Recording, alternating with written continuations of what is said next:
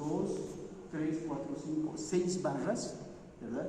Y los apoyos nos están mostrando que esta es una estructura reticular estáticamente indeterminada, ¿no? Algo que vale la pena también aclarar. El proceso o el procedimiento matricial en el análisis de las estructuras no diferencia entre si es estructura isostática o es estructura hiperestática, ¿no? Resuelve de la misma manera bajo el mismo procedimiento, independientemente si la estructura es isostática o es hiperestática. Es decir, no toma en cuenta las ecuaciones de equilibrio como tales para definir si es isostática o es hiperestática. ¿Y por qué es eso? Porque precisamente nosotros basamos la definición del procedimiento en la determinación cinemática de la estructura, ¿no?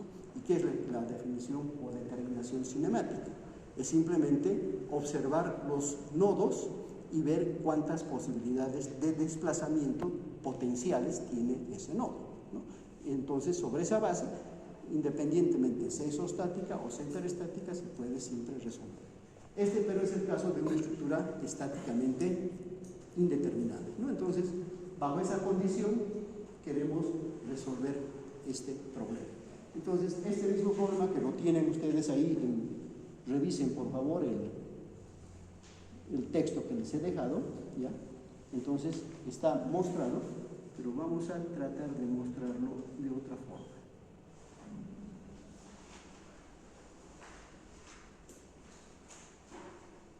¿Ya? Entonces vamos a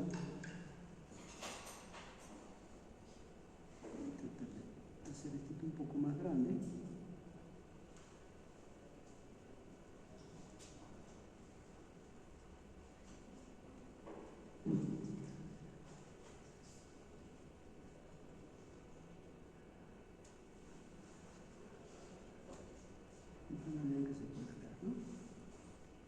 Entonces, ¿cuál es el procedimiento que vamos a iniciar? Y que esto puede servir como base para, si se quiere, elaborar o desarrollar un programa, ¿no? Entonces, un programa de análisis de estructuras que obviamente tenga que ver con el método matricial, ¿no? Entonces, le vamos a poner primero como análisis matricial de armaduras o de reticulados en el plano simplemente, ¿no? En 2D. Entonces, tenemos nuestra estructura. Está identificada, se entiende que vamos a tener los valores de las posiciones de cada nodo, vamos a saber el valor de la rigidez de cada barra. En este caso, para simplificar, estamos indicando de que el factor E por A va a ser constante, ¿no? Entonces, eso puede cambiar, puede tener un determinado valor cada barra, eso no es problema. Generalmente el módulo de elasticidad es uno solo, porque se supone que estamos trabajando con un solo material, puede ser acero, ¿no? Entonces, y las áreas pueden cambiar en función de las barras. Para este caso estamos suponiendo que esto es constante, entonces no nos va a afectar, ¿no? Entonces, esta es la disposición. Hay dos nodos que están rigidizados, que quiere decir que no tienen posibilidad de desplazarse ni horizontal ni verticalmente, ¿verdad? Entonces, el primer reconocimiento que vamos a hacer. Segundo, vamos a identificar los otros nodos donde o están actuando cargas, como en este caso. Las cargas siempre tienen que estar orientadas en función de un sistema de coordenadas global que vamos a manejar. Entonces, podría haber acá una carga inclinada. Entonces, ¿qué hacemos con la carga inclinada? La descomponemos, ¿verdad? En vertical y en horizontal, y trabajamos así. Los otros nodos pueden o no tener cargas actuando. Entonces, este es el planteamiento de la estructura que queremos ver, ¿no? Entonces, y podemos establecer, lo primero son la numeración e identificación de los nodos, ¿no? Entonces, tenemos, esto es arbitrario, uno puede cambiar en función de su criterio cómo quiere reconocer a las barras, a los nodos, pero es importante que podamos primero identificar y posicionar el sistema de coordenadas global, ¿no? Entonces, el X y el Y mayúscula, ¿no? Entonces, si colocamos eso, estamos asumiendo que va a estar en este nodo, ¿no? Entonces, podemos llamarle a este nodo 1 o cualquier otro valor, no importa. Estamos tomando 1, 2, 3, 4, la numeración de los nodos. Podemos también establecer la numeración de las barras, eso es importante. Digamos, la barra entre el nodo 1 y 2 es 1.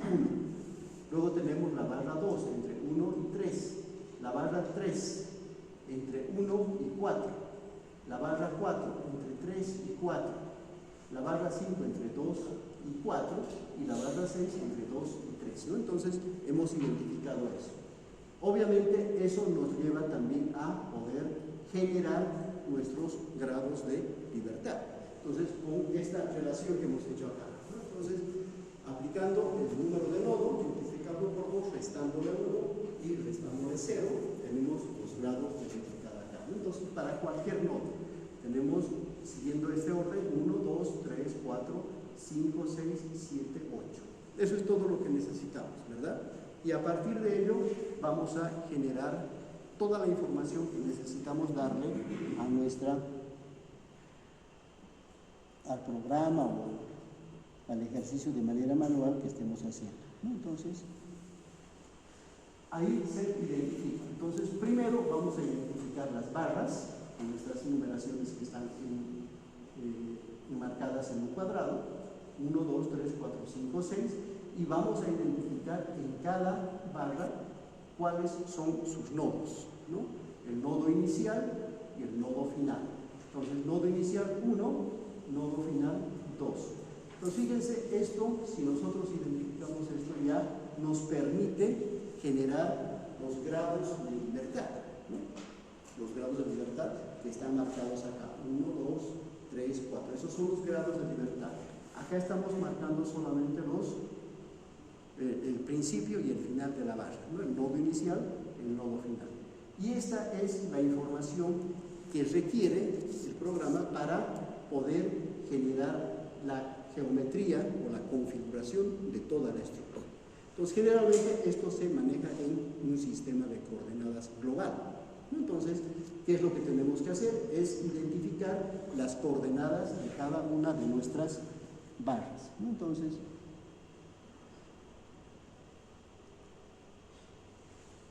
esto ya lo preparé, de tal manera que, por ejemplo, en la barra 1, en el nodo inicial, aquí están las coordenadas x sub y y sub y, x sub j y y sub j. El subíndice y significa nodo inicial y el subíndice j final, ¿no? Entonces, sobre esta base vamos marcando. Entonces, tenemos acá, para este nodo, como nuestro sistema de coordenadas global está en este punto, su origen, entonces es x0 y y0. Mientras que para el nodo 2, es x4 y y0. Entonces, esto lo pueden preparar ustedes también en función, todavía no pensando en un programa, sino pensando en que nos va a ayudar a resolver manualmente todas las operaciones matemáticas intermedias, ¿no? Y podríamos generarnos un programa o una fórmula inmediata que, si por ejemplo yo borro estos valores,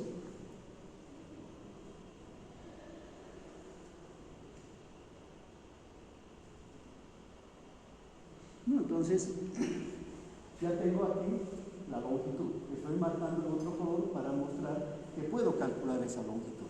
Entonces, ¿cómo la calculo? Básicamente vamos a tener que acordarnos un poquito de geometría analítica también, porque en geometría analítica ustedes saben que si yo tengo una barra en un sistema de coordenadas x, y cualquiera, ¿verdad? Tengo una barra que puede estar orientada de esa manera. Entonces, en función de nuestro sistema de coordenadas, si este es el nodo y este es el nodo j, este nodo tiene como coordenadas x sub y, y sub, ¿verdad? Mientras que el otro extremo tiene x sub j y sub j. Entonces, sobre esa base podemos saber, obviamente, las componentes de esta barra.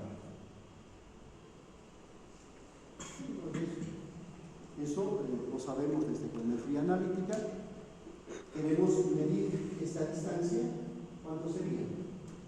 Sería simplemente el valor de y sub j menos y ¿verdad?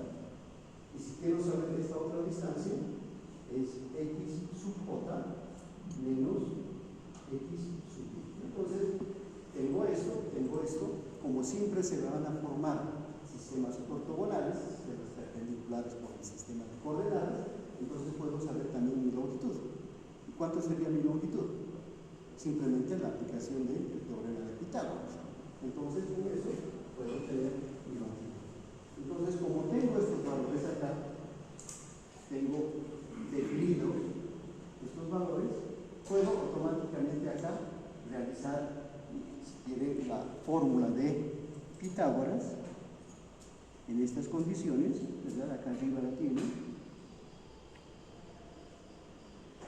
Entonces, eso ya me permite trabajar de alguna manera con esto, ¿no? Entonces, no se la ve acá, pero está tomando en cuenta todos estos valores. Y una vez que hago eso, ya puedo generar los valores correspondientes. Dijimos, x sub i es igual a 0, y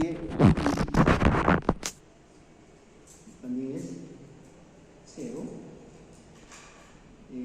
X sub j dijimos que es igual a 4 y y sub j es igual a 0. Entonces ya tengo la longitud definida acá. Entonces esa información ya me está definiendo la longitud de cada barra. Entonces se puede hacer así. El área, bueno, el área puede ser un dato que hay que introducirlo. Muchas veces los programas comerciales, los programas que ustedes ya manejan, como el SAP 2000 o cualquier otro programa, entonces calculan áreas, calculan momentos de inercia en función de qué? De las dimensiones y de la forma de la sección, ¿verdad? Entonces entran a una sección ya preparada, un adicional de un programa dentro de este programa que les calcula automáticamente áreas, momentos de inercia, centros de gravedad, y todo lo que se necesita. Entonces, para nosotros eso no es novedad, podemos hacerlo con cualquier programa y añadirlo a un programa de estructuras. De tal manera que esto lo podemos nosotros asumir como un dato más, ¿no? Entonces ponemos como dato lo que tengamos de área de extensión. Y conformamos esta, nuestra matriz. Es la primera parte básica, digamos, generar toda la geometría de nuestro reticulado en su estructura total.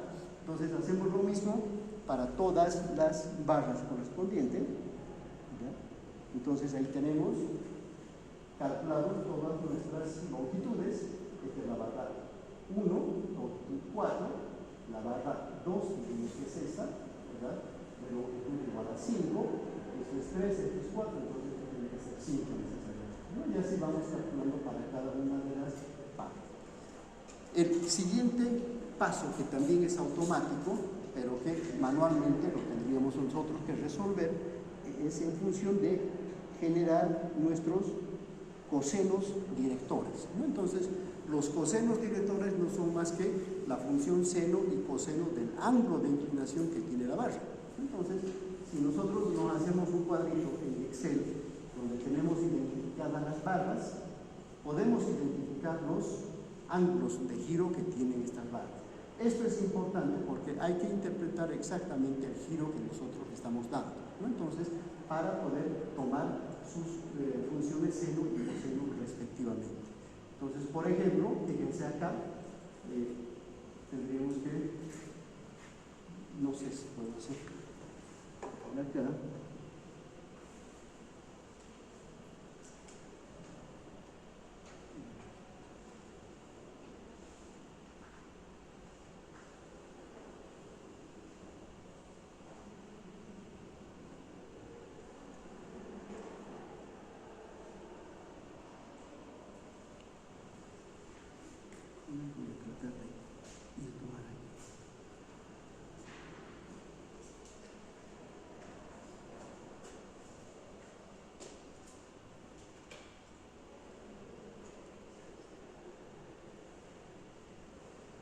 Yo quiero mostrarles la estructura y los ángulos, ¿no? Entonces, bien, podemos ver ahí, en esta primera parte.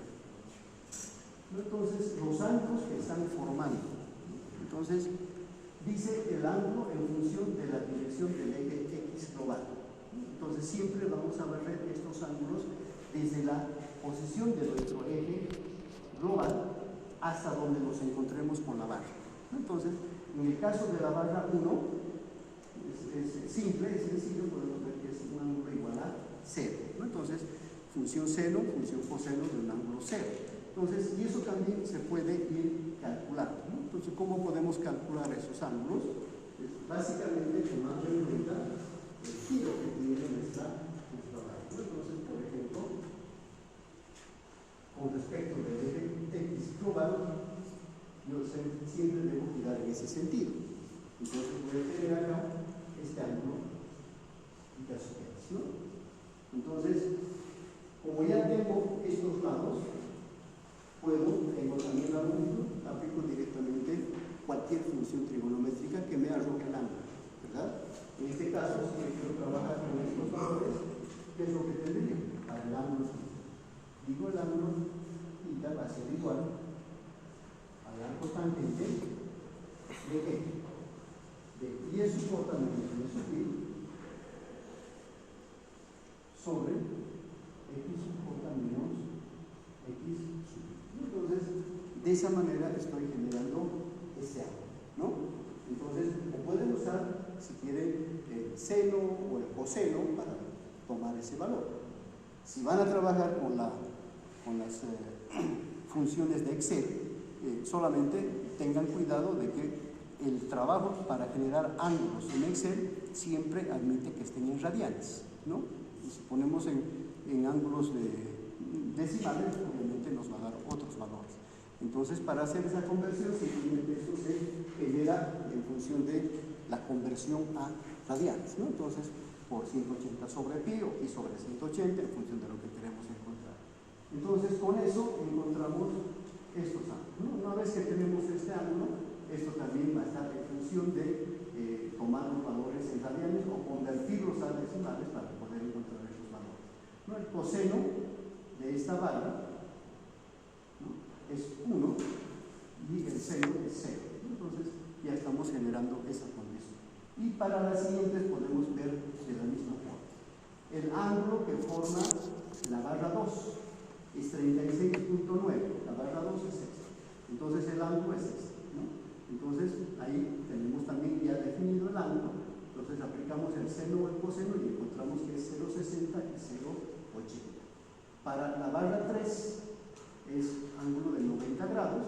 Siempre tomen en cuenta que estamos girando en el sentido antihorario, ¿no? Entonces es 90 grados, seno es 1, coseno es 0. Para la barra 1, 2, 3, para la barra 4, la barra 4 es esta. Entonces, ¿cuál es mi ángulo de giro? Entonces va a ser siempre desde el eje X hasta encontrarnos con la barra, ¿no? Entonces sería 180, ¿no? Entonces podríamos poner 0, pero fíjense, eso me va a cambiar, a diferencia de este ángulo que también es 0, me va a cambiar el signo correspondiente de la orientación. Entonces es 0 y aquí es menos 1, ¿no? Entonces de esa manera podemos identificar ahora que estamos yendo de 3 a 4. Si yo cambio este orden, pongo aquí 3 y aquí pongo 4, que también es válido, entonces mi ángulo va a ser 0, ¿verdad? Va a ser exactamente igual a este, entonces va a ser 0 y 1 también. Luego vamos a la barra número 2, 4, 5. En la barra 5, esta es la barra 5, ¿no? Entonces mi ángulo de rotación va a ser desde X hasta encontrarme con la barra. Entonces es 143.1. Bien podríamos trabajar también con este ángulo, ¿verdad? Que sería 3 sobre 4, tangente de 3, y arco tangente de 3 sobre 4, me va a dar este ángulo, pero este es un ángulo negativo, entonces, o es de 143, que es el suplemento, ¿no? Entonces, en base a eso tomamos este valor, con estas mismas fórmulas, y tenemos el seno y el coseno respectivo. Fíjense, aquí es, a diferencia de la barra 2, que es 0,60 y 0,80, aquí es 0,60 y menos 0,80. Entonces, y para la barra 6, que es una barra de 90 grados, 1 y 0. Entonces, eso es todo lo que necesitamos, ¿verdad? Luego vamos a formar esta, nuestra matriz, y para eso necesitamos estos tres elementos. el coseno cuadrado, el coseno por seno y el seno cuadrado. Entonces tenemos coseno cuadrado, coseno. Entonces, con esa información ya estamos en condiciones de formar las matrices de rigidez para cada uno de los elementos que tiene el reticulado. Hay que entender y hay que seguir manteniendo presente que todo lo estamos trabajando en un sistema de coordenadas global, ¿no? Entonces, esta matriz está en coordenadas globales. Entonces, para eso, el siguiente paso, una vez que hayamos hecho esto, que en realidad es todo lo que necesitamos, si lo vamos a trabajar automáticamente, ¿no? O sea, dentro de un programa. Si lo vamos a hacer digamos, automático, que algunos cálculos los hagamos de manera manual, otros los hagamos ayudándonos con el Excel, se puede trabajar también más rápidamente que haciéndolo de manera manual, ¿no? Entonces, el siguiente paso es ir formando nuestras matrices de rigidez para cada una de las barras. Entonces, ahí les he vuelto a colocar, recordando que esta es la matriz de rigidez para todas las barras, ¿no? Entonces, tenemos para la barra 1 del elemento 1, entonces tenemos acá, podemos establecer estos valores en función de lo que ya tenemos en la anterior tabla, el coseno cuadrado, el coseno por seno, el coseno por seno, seno cuadrado, y se rellenan toda la matriz. Como eso tiene que multiplicarse por A por E sobre L, aquí estamos colocando esta como una condición constante, ¿no? Y estamos usando esta casilla para poner la longitud de la barra.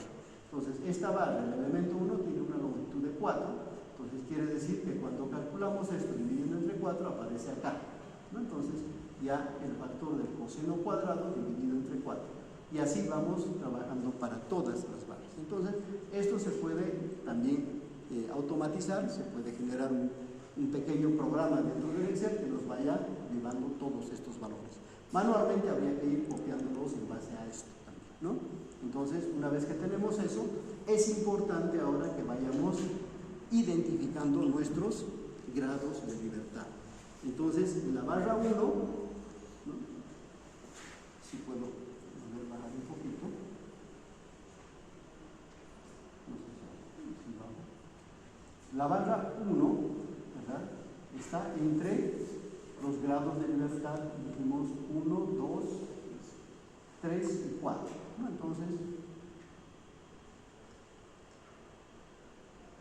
1, 2, 3 y 4, ¿no? Entonces, de esa manera vamos identificando todos los elementos. 1, 2, 3, 4, 1, 2, 5, 6 sería para la barra 2 y así sucesivamente, ¿no? Entonces, estamos generando de esa manera.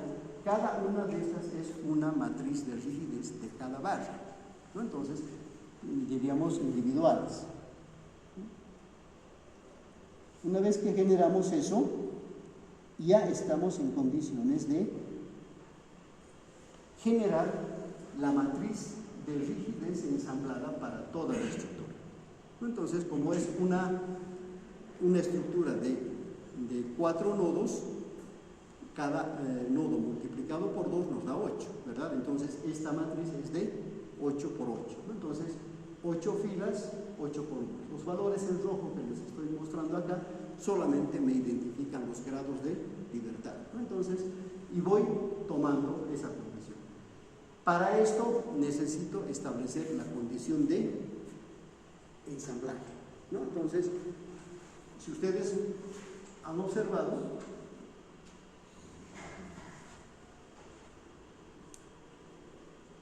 por ejemplo, en el elemento 1 y el elemento 2, ¿ya? Tengo acá, hay que entender esto. Esta es la fila 1 y esta es la columna 1. En el elemento 2 tengo también la fila 1 y columna 1. Entonces, ¿qué quiere decir?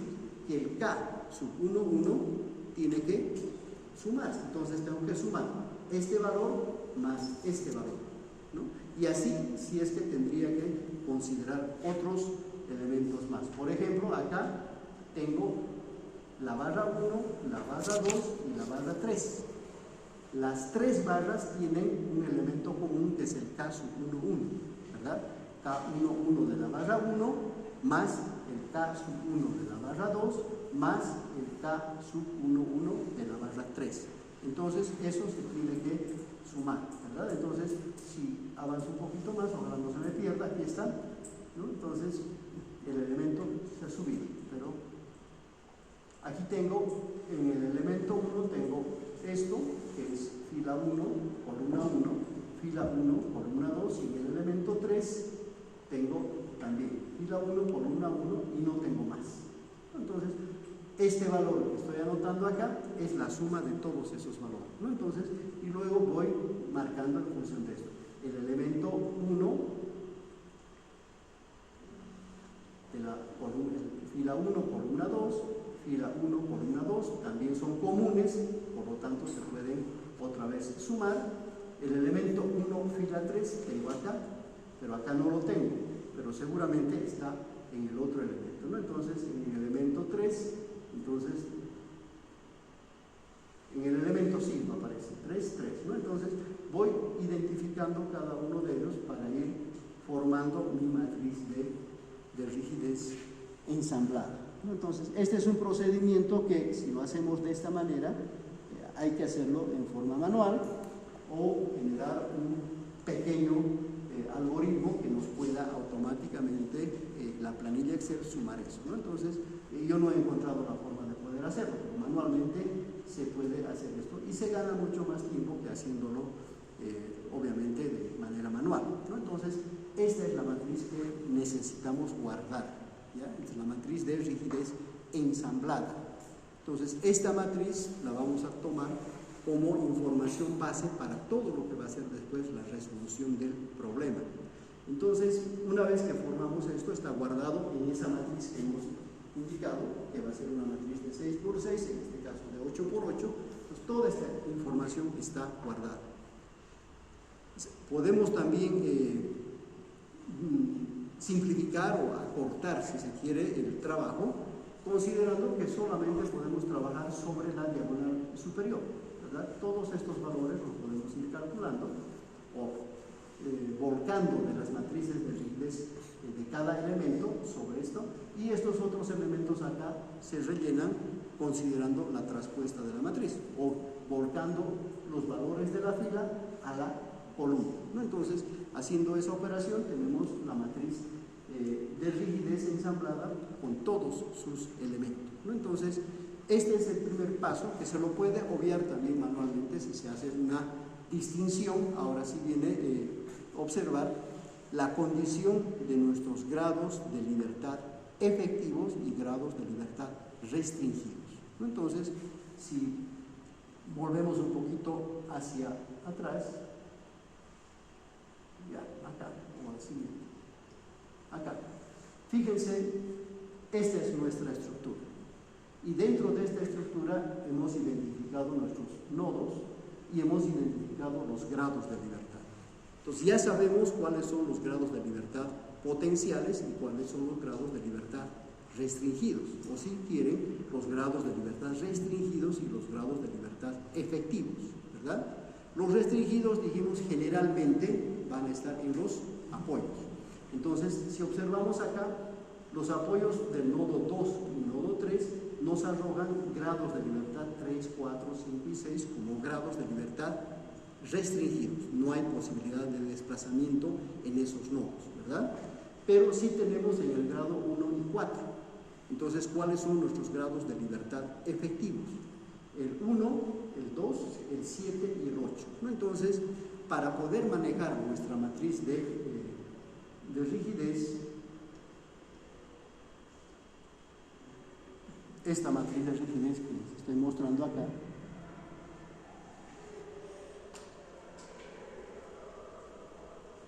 ¿no? Entonces, hemos ordenado, por facilidad en el trabajo del algoritmo, lo hemos ordenado en orden creciente de 1 a 8, ¿no? Entonces, esta matriz está con sus elementos de acuerdo a estos grados de libertad. Entonces, estos grados de libertad, unos son restringidos y otros son efectivos. Entonces, el siguiente paso es simplemente establecer un ordenamiento de esta matriz, ¿no? Entonces, se llama la matriz de rigidez reducida y ordenada, ¿no? Entonces, hemos ordenado en función de nuestros grados de libertad efectivos. Entonces dijimos, los grados de libertad efectivos son el grado de libertad 1, 2, 7 y 8, ¿verdad? Y los otros son grados de libertad restringidos. Entonces, ¿cómo se hace este procedimiento? Ya sea en un programa o sea dentro del Excel, es simplemente con la técnica de intercambiar filas y columnas dentro de la matriz, ¿no? Entonces, cuando intercambiamos una fila, o sea, quiere decir que, por ejemplo, esta fila, ¿no? Cualquiera de estas, la voy a mover a otra fila, puedo cambiar con esta, entonces llevo todos estos elementos a la fila 6 y los de la fila 6 los bajo acá, ¿verdad? Entonces ahí hay un cambio de signo, ¿ya? De acuerdo a la teoría matricial, cuando se hace el intercambio de filas por filas, entonces las nuevas filas adoptan un signo contrario al que tiene. Querría decir que estamos con, si cambiamos esto, aquí sería esto que está con estos signos cambia. Este sería más, menos, más, etc. Y lo mismo en el otro caso. Pero cuando hacemos el cambio de columna a columna, primero hemos hecho fila con fila y luego columna por columna, también hay un intercambio de signo, ¿verdad? Entonces, cuando estamos intercambiando tanto en fila como en columna, el signo se va a mantener. Entonces, no hay ningún inconveniente en hacer el intercambio de filas y columnas, ¿no? Entonces, en ese entendido, he dejado las filas 1 y 2 y he intercambiado las filas 7 y 8 que estaban aquí abajo, las he subido acá y las filas 5 y 6 las he bajado acá. Eso he hecho en filas y también hago en columnas, ¿no? Entonces, puedo marcar esto, o sea, creo que no es necesario mostrar eso. Se dan cuenta cómo se hace eso, ¿verdad? Entonces, para no estar entrando en ese detalle, ustedes marcan todo esto, lo retiran y suben la fila que corresponde, ¿no? Y la otra la ponen en el espacio en blanco que ha dejado. Eso es un intercambio de filas, ¿no? Manualmente lo podemos hacer copiando elemento por elemento en toda la matriz. Y luego no debemos olvidar que hay que hacer el intercambio de columnas por columnas, ¿no? Entonces, como ya he cambiado esto, fila por fila, ahora hago columna por columna. Y en ese entendido, entonces, tengo acá ya un ordenamiento. Si ustedes fijan, esta división que ponemos acá, me está partiendo toda la matriz de rigidez, que inicialmente era esta, ¿no? En 4 submatrices, ¿no?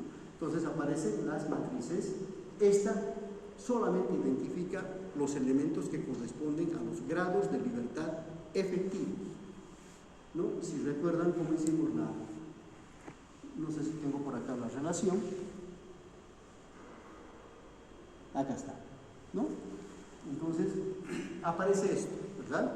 Hemos hecho la partición, el intercambio de filas y columnas, entonces me quedan acá las fuerzas, aplicando ya la condición de equilibrio, me quedan las fuerzas, hay que entender que es según los grados de libertad efectivos, ¿no? F sub E. Y esta matriz se ha particionado de esta manera, y aquí aparece la matriz, la submatriz, diríamos, K sub E, la matriz de rigidez según los grados de libertad efectivos, ¿no? Entonces, y acá, esta otra matriz abajo, sería la matriz de rigidez de los grados de libertad restringidos, ¿no? Todo esto, ¿no? Corresponde a los grados de libertad 3, 4, 5 y 6 que ya vimos dónde estaban. Entonces, las otras matrices son las matrices cruzadas que van a resultar de hacer estos intercambios y de los cálculos anteriores. Entonces, fíjense, hemos particionado esa nuestra matriz en 4 submatrices y se plantean ahora 2 ecuaciones, ¿verdad? 2 ecuaciones lineales. Cuando multiplicamos esto, tenemos una ecuación, ya lo hemos hecho en la demostración analítica, y tenemos el vector de las fuerzas restringidas según las reacciones correspondientes, multiplicando esta fila de submatrices por estos vectores correspondientes. Entonces, de ahí sale automáticamente nuestra relación, ¿no? Entonces, con esto hemos resuelto todo. Entonces, hasta acá todo es armar y preparar los datos, ya sea para un programa, o sea para trabajarlo manualmente, o ayudados por, en este caso, esta herramienta que es sumamente útil de la planilla Excel. Ustedes pueden trabajar con cualquier otro programa que manejen, pueden utilizar el MATLAB, pueden utilizar el MATCAD y también generar su propio procedimiento, ¿no? Entonces se puede hacer. Yo lo hago con el Excel porque es el que más generalmente utilizan todos y se puede trabajar fácilmente sin perder la visión de lo que estamos haciendo. Entonces, una vez que hemos conseguido esto, ya estamos en condiciones de establecer esta relación.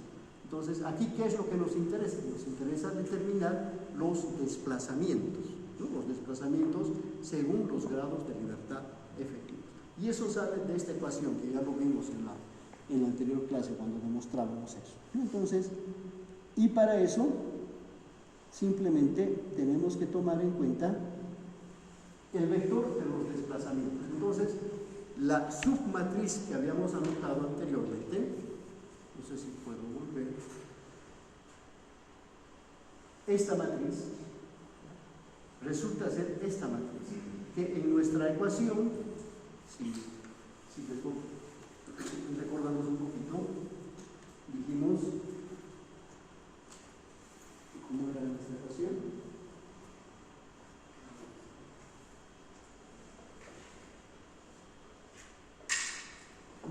La matriz de las fuerzas según los grados de libertad efectivos es igual a la matriz K E por E, es esta matriz, ¿no? Multiplicado por el vector de los desplazamientos según los grados de libertad efectivos, más lo que venía era el otro valor de caso ER por los desplazamientos restringidos.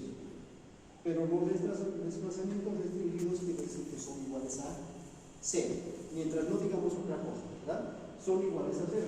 Esta parte no nos interesa y nos queda simplemente esto. De esta, nuestra ecuación, debemos determinar los desplazamientos, el vector de los desplazamientos efectivos. Y eso aquí es igual, ¿no?, a esta matriz K se puede inversa por las fuerzas que actúan externas según los grados de libertad efectivos. Entonces, si hacemos esto, fíjense que eso sale automáticamente de todo lo que ya hemos preparado. Entonces, simplemente eso vamos a considerar y lo hacemos de manera siempre general. Entonces decimos el vector de los desplazamientos efectivos, ¿no? Entonces, en esas condiciones, esta ya es la inversa de la matriz que hemos preparado, K sub E, ¿no? Entonces sacamos la inversa, esto lo hace automáticamente también en Excel, ustedes saben cómo manejar, o sea, le mandan el comando inversa matriz y automáticamente les da la inversa de esa matriz, ¿no? Entonces, una vez que tenemos esto, aquí está faltando colocar la inversa acá está, de este valor, ¿no? Cuando hacemos la inversa, esto era E por A sobre L, cuando invertimos es 1 sobre E por A, pero está anotado acá, acá no lo hemos anotado.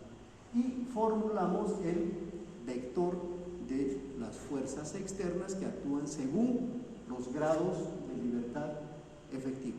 Entonces, ¿cuáles eran esas fuerzas? Si volvemos atrás, acá, este es el nudo 4, tiene grados de libertad 7 y 8. Es este nudo, el único que está con fuerzas externas actuando sobre él. Por lo tanto, estas fuerzas las vamos a llevar a los grados de libertad 7 y 8. Acá, que es el otro nodo de grados de libertad efectivos, no tiene fuerzas, por lo tanto es 0, 0, ¿no? Y vamos a tomar en cuenta el sentido o el signo que le corresponde. En todo caso, como hemos anotado en este sentido del sistema de coordenadas global, esta fuerza 7 sería más 7, positiva, ¿verdad? Y mientras que esta está en el sentido negativo al sistema de coordenadas globales, menos 7. Entonces, todo eso llevamos, ¿no?, a nuestra, acá, ¿no? Entonces, como nuestra matriz es inversa ya es 1, 2, 7 y 8, entonces, según estos grados de libertad, entra más 7 y menos 5. Mientras que en 1 y 2 los valores son iguales a 0. Entonces, de esa manera formamos nuestro vector de las fuerzas según los grados de libertad efectivos. son fuerzas externas. La particularidad del programa en reticulados es que las fuerzas siempre están en los nodos, ¿verdad? O sea, no hay fuerzas en las barras, aunque sí se podría colocar, ¿verdad? Pero siempre que colocamos, imagínense que nos piden calcular las reacciones internas de un reticulado, considerando únicamente el peso propio de cada barra, ¿no? Entonces, esa es una carga uniformemente distribuida en toda la barra, ¿verdad? Entonces, pero para llevar a nuestro análisis, según el procedimiento matricial, esas fuerzas tendrían que equilibrarse o equipararse a fuerzas en los nodos, ¿no? Entonces, eso se hace simplemente con una relación estática, donde su equivalente a esa fuerza distribuida es una reacción en cada nodo, ¿no? Entonces, eso no es inconveniente. De todas maneras, generalmente las utilizamos de ese modo, como fuerzas que actúan en los nodos. Entonces, una vez que ya hemos hecho esto, simplemente tenemos que aplicar esto, ¿no? El producto de la matriz K sub E inversa por el vector de las fuerzas según los grados de libertad efectivo, y vamos a tener los desplazamientos. Entonces, ya haciendo ese producto, me salen estos valores, ¿no? Entonces, este es el D sub 1, el D sub 2, el D sub 7 y el D sub 8 respectivamente. Todo esto, si se quieren calcular los desplazamientos como tales, tiene que afectarse por 1 sobre EA. El factor EA para nosotros es constante, no nos preocupa porque no queremos calcular todavía desplazamientos, pero sí podemos ir a calcular las reacciones, ¿no? Entonces, hasta acá han visto que la preparación inicial nos ha llevado directamente a este cálculo. De acá, lo demás es calcular ahora las reacciones, ¿no? O sea, el vector de las fuerzas de reacción en los apoyos, según los grados de libertad restringidos. Entonces, nuevamente estamos ante la resolución de esta ecuación, ¿no? Aquí aparece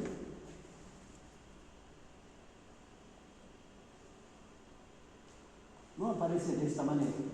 Entonces decimos el vector de las fuerzas de reacción va a ser igual a ¿qué? A K sub RE por DE más K sub RR por D sub R, haciendo el producto matricial, ¿verdad? Entonces, esta ecuación me sirve para calcular. Pero sé que esto va a ser igual a 0, entonces no me preocupa. Me quedo con este valor de K sub RR, de esta submatriz, por este vector.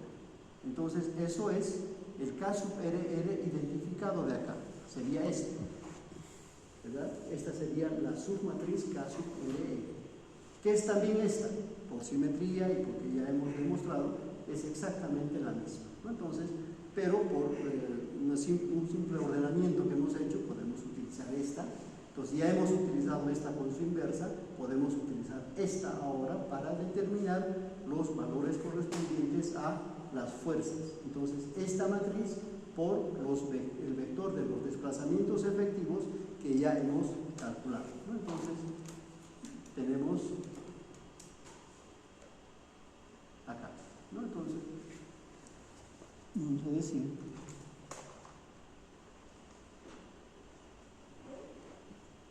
ahí, entonces está aquí anotada la ecuación, ¿no?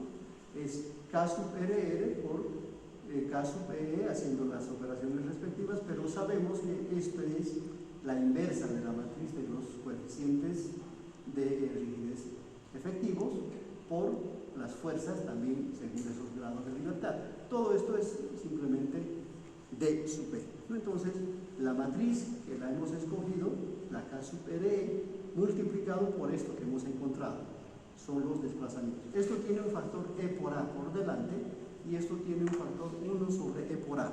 Entonces quiere decir que ahí se nos cancela, ¿no? Entonces ya las fuerzas nos dan directamente en las unidades que hemos manejado fuerzas.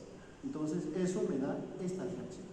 Entonces con eso hemos resuelto la parte correspondiente a las reacciones. Hemos encontrado desplazamientos, hemos encontrado las fuerzas de reacción en la estructura, ¿no? Las podemos ir anotando si queremos hacer una representación gráfica de los valores, ¿no? Entonces, ¿qué hemos encontrado? Hemos encontrado menos 6.66, 1.504, menos 0.33 y 3.496. Verificamos la condición de equilibrio, está dada porque tenemos acá menos 6.667, menos se sumaría más 0.333, esto me da 7, más 7, 0.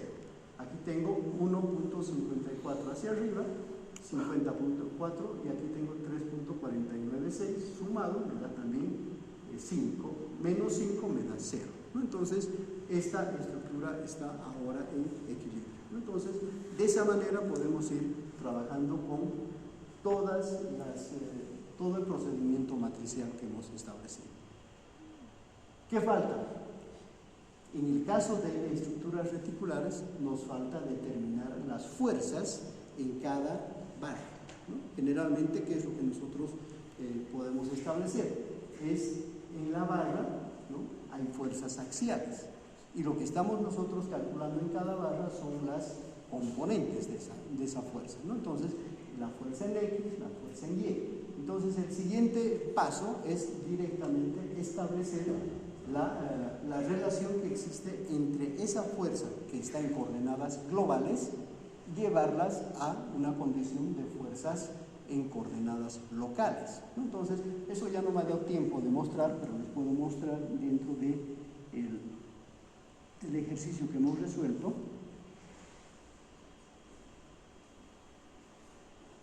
¿No? Entonces vamos a tener acá,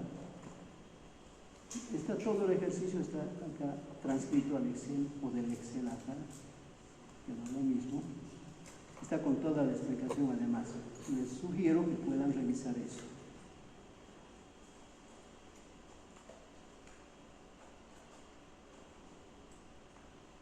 Los valores de las fuerzas de reacción, que es lo que acabamos de ver, ¿no? Y ahora entramos a las fuerzas internas en cada elemento, ¿no? Entonces, eso para que ustedes también lo revisen después.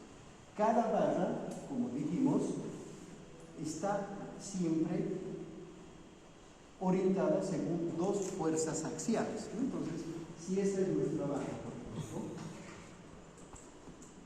en los nodos I y J respectivo, entonces, ¿qué es lo que tenemos ahí como fuerzas? Ya lo hemos visto esto. Entonces resulta que aparecen las fuerzas axiales, ¿no? Entonces la fuerza axial no es más que una fuerza que va a estar en la dirección del eje longitudinal de la barra, ¿no? Lo vamos a poner así positivo. Entonces esta es una fuerza eje sufrir y eje soportar. Las pongo con iniciales minúsculas porque representan fuerzas en coordenadas locales, ¿no? Entonces tenemos eso. ¿Y qué es lo que nosotros hemos calculado con el procedimiento? Son estas fuerzas, que son las componentes del sistema de coordenadas global, ¿no? Entonces, si refiere, podemos poner aquí F sub X, F sub Y, y lo mismo acá. Entonces, y esta barra tiene obviamente un ángulo de inclinación respecto del eje. Entonces, como tenemos estos valores, ¿no? En cada una de las barras que hemos calculado, vamos a establecer esos valores, podemos calcular las fuerzas en I.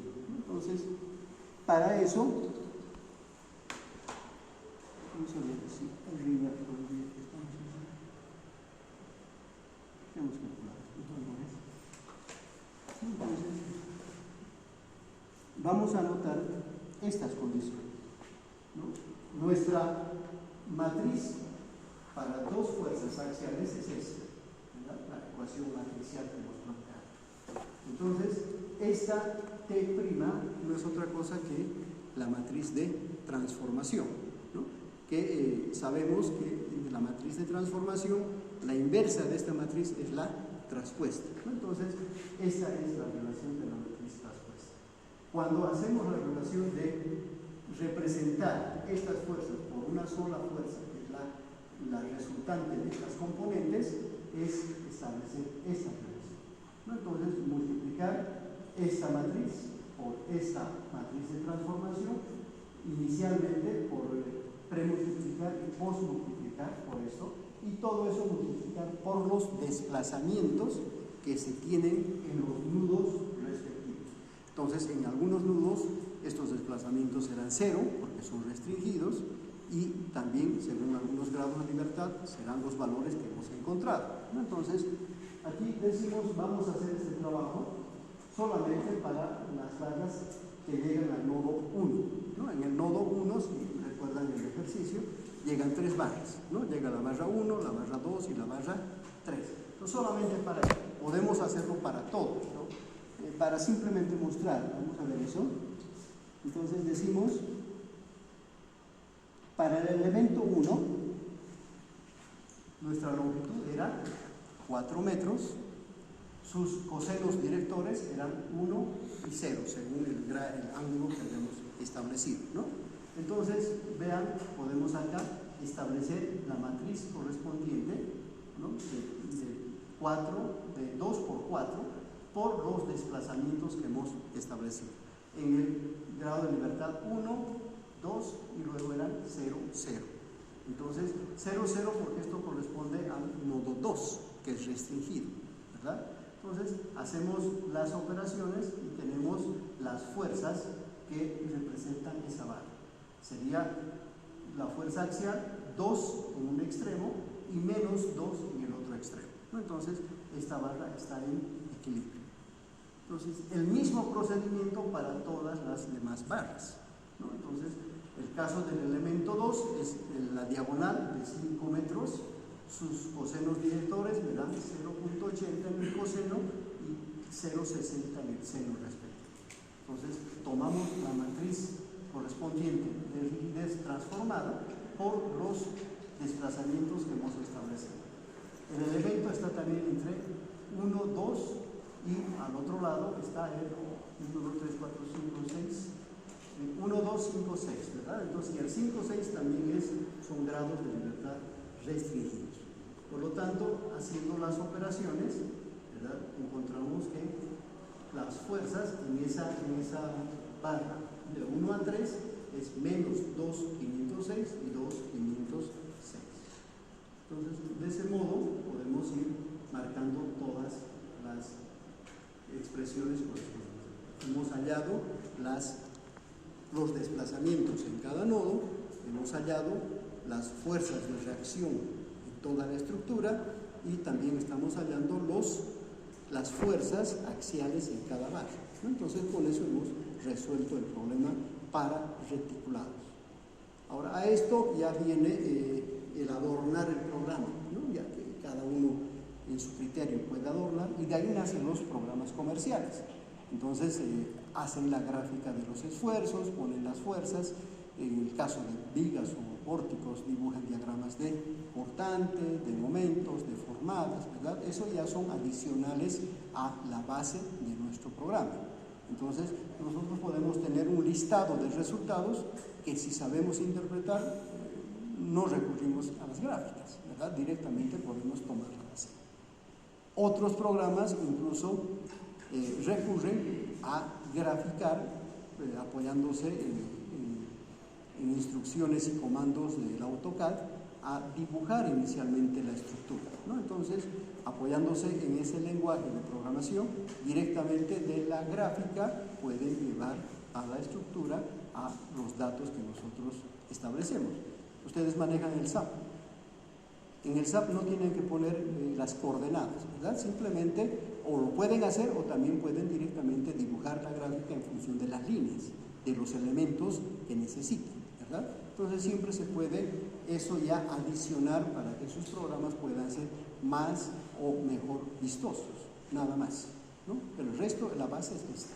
Entonces, ese es el procedimiento para reticulados, ¿ok? Entonces, vamos a dejar este ejercicio para que ustedes lo lean y lo resuelvan, ¿ya? Y vamos a hacer unos ligeros cambios en los datos para que lo trabajen también, si pueden. Yo se los voy a pasar este ejercicio que está en el Excel, para que si lo pueden modificar ahí, lo modifican o sobre esa base puedan hacer su propio ejercicio que vamos a ver. ¿No? Entonces, este ejemplo que está dado acá tiene una particularidad con respecto al anterior, ¿no? Entonces, es también un elemento, es una estructura reticular. Esta estructura está formada por 3 barras articuladas en sus extremos, ¿ya? Tres apoyos, ¿ya? O sea, diríamos 3 nudos están restringidos, ¿verdad? Y solamente hay un nudo que tiene grados de libertad efectivos. Vamos a darle un valor a por él, 8 por 10 al cubo kilonewtons, ¿verdad? Y vamos a asumir que esta estructura tiene un desplazamiento vertical.